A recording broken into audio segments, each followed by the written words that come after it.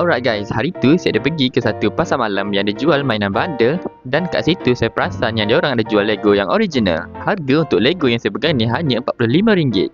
Memang sangat-sangat murah. Lepas tu dia punya seller bagi tahu saya yang dia ada jual juga Lego Star Wars yang dah retired. Saya perasan yang kat dalam set Lego tu ada satu Lego minifigure yang agak rare dan susah nak jumpa. Saya pun apa lagi, teruslah angkat. Okey, dah sampai rumah, jom kita review. Ini adalah Lego set yang bernombor siri 75205 dari tahun 2017. Kat dalam set ni ada 4 minifigure. Tanpa membuang masa, jom kita unboxing.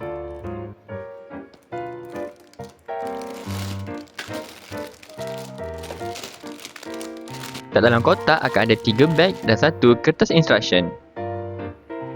Tapi semua tu tak penting sebab tujuan saya beli Lego ni hanyalah saya nak dia punya minifigure sahaja. Inilah dia 4 minifigure yang terdapat dalam set Lego ni. First kali ada Sand Trooper, Han Solo, Wooher dan juga Greedo.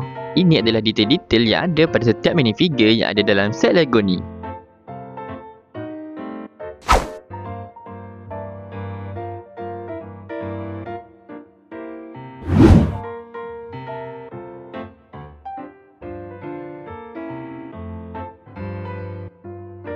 Dan inilah dia minifigure Sand Trooper yang saya cakap agak rare dan juga susah nak jumpa tadi.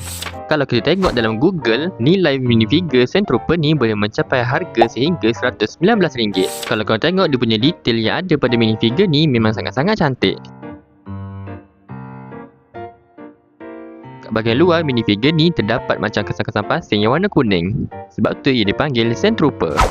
Cuba korang komen apa pendapat korang tentang semua minifigure yang ada dalam set Lego ni. Korang rasa berbaloi tak RM80 yang saya bayar untuk dapatkan semua minifigure ni?